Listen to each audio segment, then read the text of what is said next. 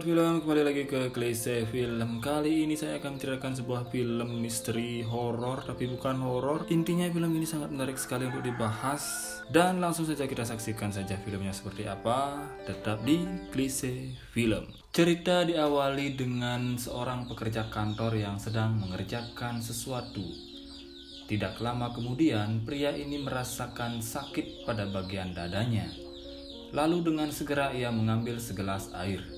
Namun mengagetkan, pria ini mendadak kejang-kejang seperti kena serangan jantung dan tidak sadarkan diri.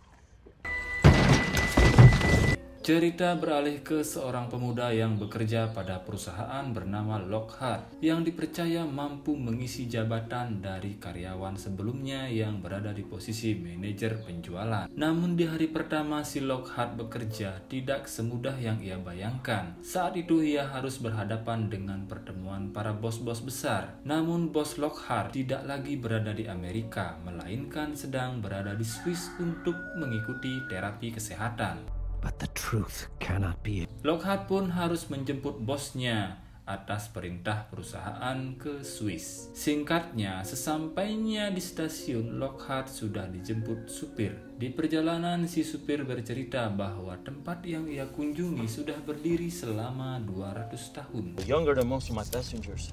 Sampailah mereka di tempat tujuan yang ternyata rumah sakit. Di sini mereka melihat banyak para pasien yang sudah tua sedang terapi. Akan tetapi saat sampai di lobi, kunjungan Lockhart sudah berakhir saat jam 3 sore. Namun untungnya ia masih diberi kesempatan untuk berbicara kepada manajer rumah sakit secara pribadi dan meminta untuk bertemu Tuan Roland. But visiting hours are over for... Lockhart yang keluar sebentar untuk mencari sinyal, ternyata di sini tidak ada sinyal sama sekali. Saat bertemu dengan manajer, Lockhart menceritakan kenapa ia menjemput Tuan Roland.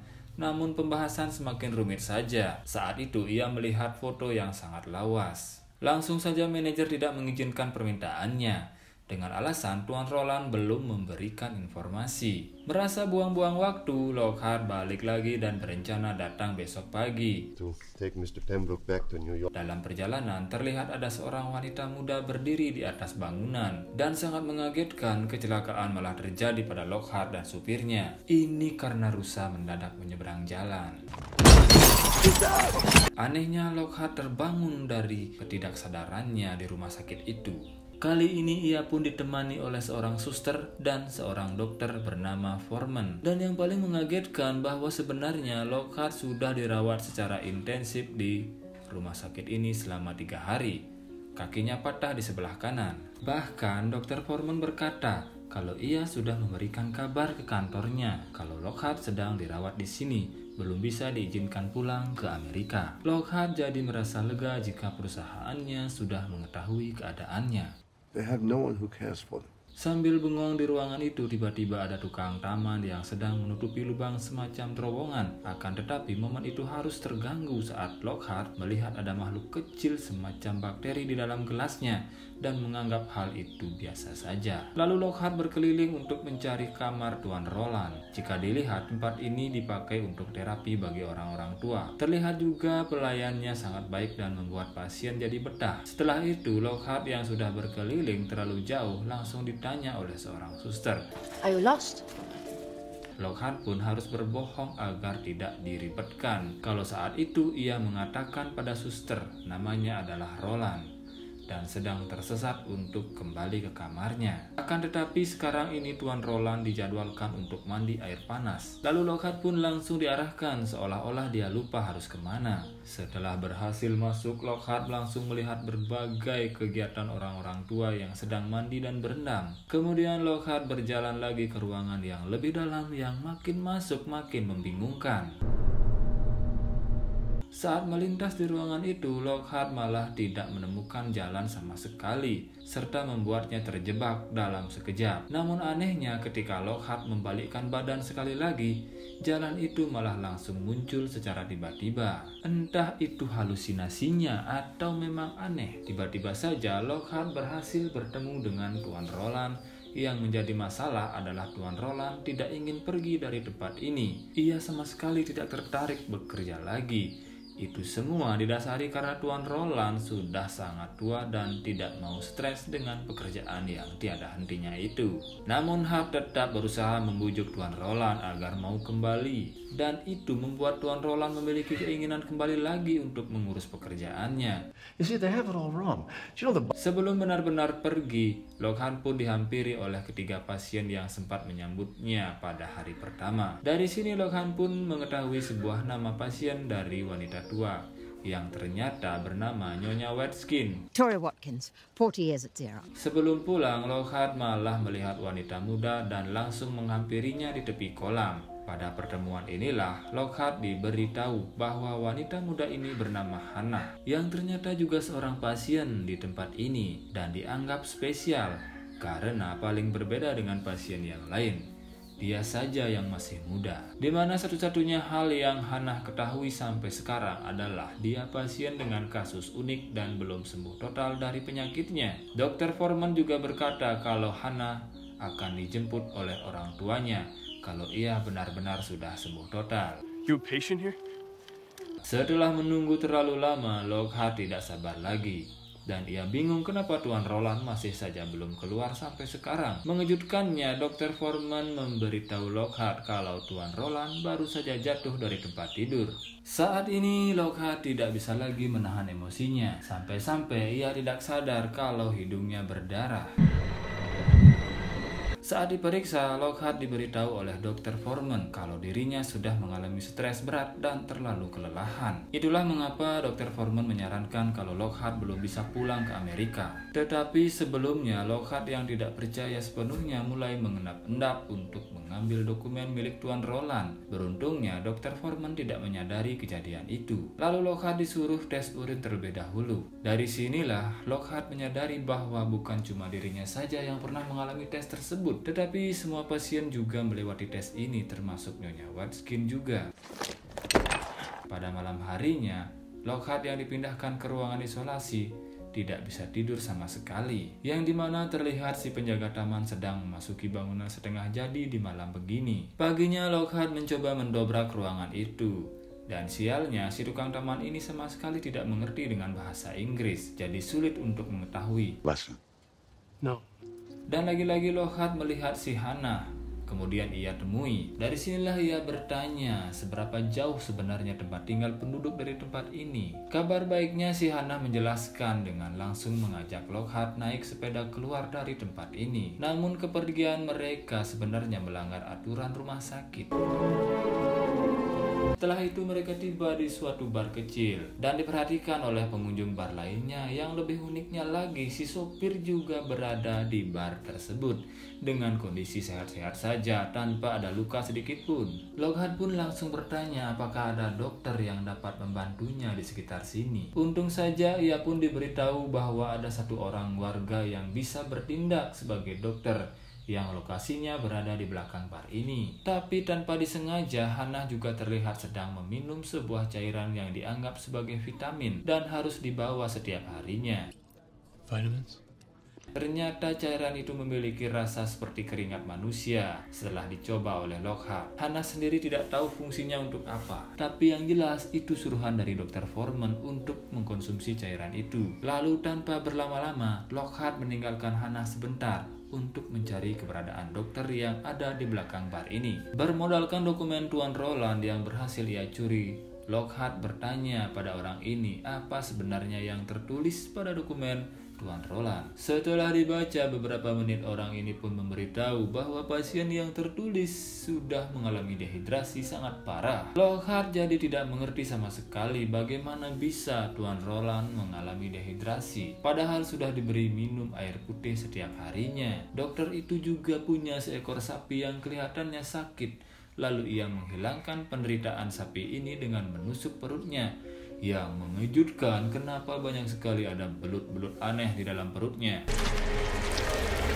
Lockhart kembali lagi ke bar untuk menelpon ke perusahaan di Amerika. Hal itu terpaksa ia lakukan karena seluruh barang-barangnya disita oleh pihak rumah sakit. Anehnya, yang ternyata pihak perusahaan sama sekali tidak tahu kalau Lockhart sedang dirawat di rumah sakit ini. Tidak seperti apa yang dikatakan Dr. Foreman. Sesaat kemudian, Dr. Foreman mengetahui mengetahui keberadaannya dan Hana. Mereka pun dibawa ke rumah sakit itu lagi. Di rumah sakit ini lagi-lagi Lockhart melihat si penjaga taman yang baru saja keluar dari bangunan setengah jadi ini. Namun tanpa diduga Lockhart merasa ada yang aneh di dalam mulutnya, yang ternyata satu giginya mengalami keropos dan mudah untuk dicabut. Pada saat itulah ia langsung membawa giginya pada suster yang ada di lobi, dan langsung diam-diam ia mencari tahu keberadaan Tuan Roland. May I?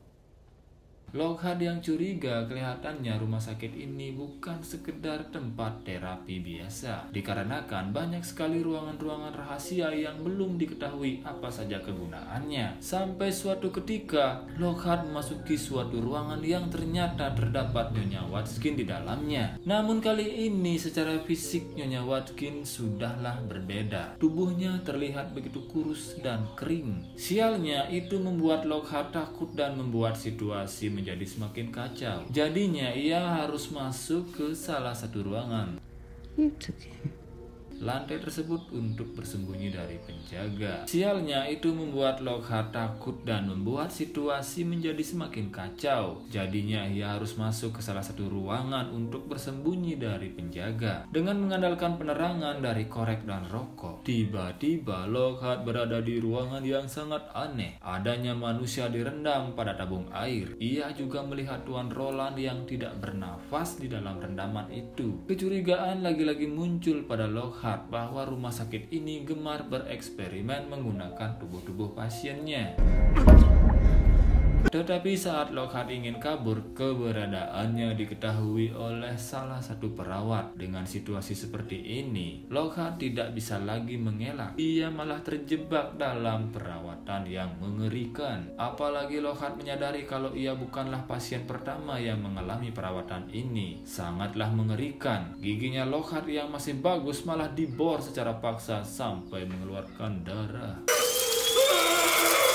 Beberapa saat kemudian, si supir terlihat baru saja mengantar seorang pasien untuk terapi di rumah sakit itu. Mengejutkannya, di dalam mobil itu sudah ada Lockhart yang berhasil kabur dari ruangan kejam itu dan berencana melarikan diri. Sesampainya di kantor polisi, Lockhart pun langsung bercerita apa sebenarnya yang terjadi di dalam rumah sakit itu. Ia pun mengaku akan dipasangkan gigi baru agar setiap calon pasien yang datang tidak merasa curiga. Saat ini Lockhart sudah merasa aman karena polisi mengetahui keberadaannya. Tapi yang membuatnya heran, ternyata Pak Polisi ini menyimpan cairan vitamin yang sama seperti yang dimiliki Hana. Dan benar saja, Dr. Foreman bersama manajer rumah sakit sudah mengetahui keberadaan Lockhart secara ajaib. Dengan kata lain, ternyata si polisi juga berpihak kepada rumah sakit ini dan bekerja sama dengan Dr. Foreman. Lawyer, Mr. Green. Itulah mengapa keberadaan Lockhart dan Hana saat berada di bar pada siang hari juga diketahui oleh Dr. Foreman secara tiba-tiba. Anehnya lagi, di tempat ini juga hadir si Tuan Roland yang awalnya diketahui Lockhart sudah meninggal di dalam tabung air. Malah Tuan Roland ini memaksa Lockhart untuk kembali lagi ke RS. Dengan kejadian itu, Lockhart pun dipaksa mengikuti setiap kegiatan di rumah sakit tersebut. Ujung-ujungnya, ia juga menjadi bagian dari setiap pasien yang membuatnya penasaran sejak awal kedatangannya. Terlebih lagi dari kejadian itu, Lockhart mulai sadar kalau tabung kaca yang berisi manusia merupakan bagian dari proses pengawetan. Maka dari itulah, dengan banyaknya misteri dari rumah sakit ini, Lockhart pun tidak percaya kalau luka pada kaki kanannya merupakan luka sungguhan, yang lagi-lagi kalau selama ini ia sudah dibohongi, yang sebenarnya kaki kanannya tidak mengalami patah tulang sedikit pun. Ini seperti disugesti oleh dokter, sehingga Lockhart merasa kesakitan pada kakinya, padahal sebenarnya tidak. Di malam itulah Lockhart secara diam-diam menerobos masuk ke dalam ruangan aneh berupa goa ini yang selalu membuatnya penasaran. Bahkan di dalamnya terdapat laboratorium yang selama ini tidak diketahui oleh orang-orang kecuali pihak rumah sakit. Anehnya lagi, Lockhart juga menemukan banyaknya kulit wajah-wajah manusia yang tersimpan di dalam botol pengawetan. Tidak hanya itu, Di ujung ruangan malah terdapat lukisan Hannah yang terpajang dengan eksotiknya. Melihat banyak kejanggalan di ruangan ini, Lockhart pun terus-terusan dan mau mengetahui lebih banyak lagi. Saking luasnya, tepat di bawah dari laboratorium itu terdapat ruangan lagi dengan berisi kolam air. Ditambah lagi Lockhart melihat banyak kantong mayat yang setelah dibuka itu adalah jasad dari Nyonya Watkins. Di saat yang bersamaan Lockhart mulai sadar dengan apa yang dilakukan oleh penjaga taman di tempat ini. Penjaga itu membuang mayat tersebut ke kolam untuk diberi makan para belut-belut misterius ini. Namun seketika keberadaan Lockhart pun sudah diketahui penjaga taman. Perkelahian pun terjadi antara mereka. Beruntungnya perkelahian itu dimenangkan oleh Lockhart yang membuat si penjaga taman tewas di tempat. Namun siapa menduga saat Lockhart berlari ke atas, ia malah bertemu dengan Hannah yang basah kuyup dengan noda darah di pakaiannya. Pada keadaan ini Hannah diberitahu pada Dr. Foreman kalau ia sudah menstruasi untuk pertama kalinya. Memberitahu seluruh pasien yang ada di sana kalau rumah sakit ini bukanlah tempat yang aman, melainkan selama ini mereka sengaja dibuat sakit dengan meminum air putih yang beracun dan berisikan benih-benih anak belut. Karena itulah Lockhart berani menjamin bahwa setiap pasien mengalami gejala persis pada setiap orangnya. Dimulai dari hidung yang berdarah, wajah pucat, gigi yang keropos, dan berakhir tewas dengan badan kurus kering seperti mumi. Tetapi yang membuat heran adalah para pasien itu sama sekali tidak peduli dengan Lockhart.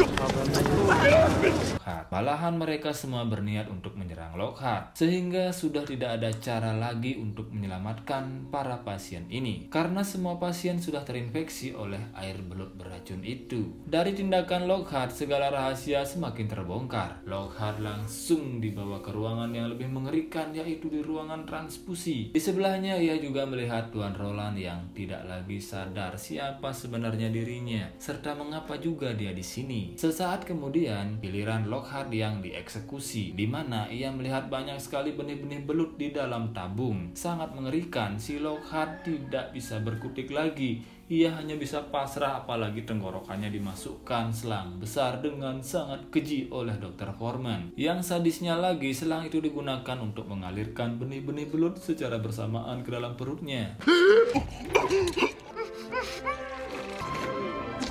Dan uniknya, tepat di bawah tabung yang digunakan oleh Dr. Foreman kepada Lockhart, terdapat botol biru yang menampung cairan berwarna coklat yang sangat mirip dengan cairan yang selalu dibawa oleh Hannah sebagai vitamin. Dan benar saja, Dr. Foreman kembali memberikan cairan itu kepada Hannah, di mana si dokter juga mengkonsumsi cairan yang sama. Bahkan ia juga menyuruh Hannah menggunakan sebuah gaun yang Hannah sendiri tidak tahu tujuannya untuk apa. Yang paling mengagetkan, ternyata Dr. Foreman berencana menikahi Hannah. Saat itu juga dengan resepsi yang dilakukan oleh para perawat.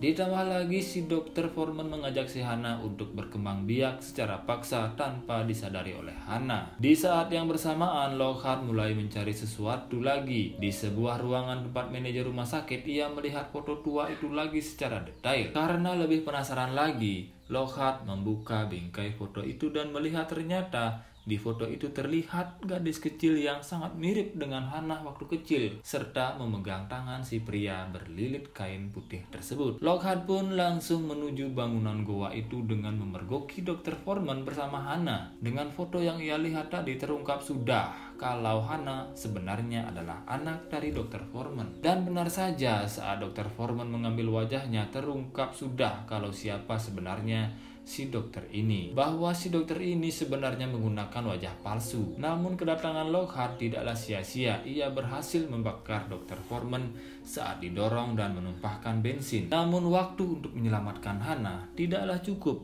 Ia kembali dihajar oleh dokter ini karena dokter ini sangatlah kuat.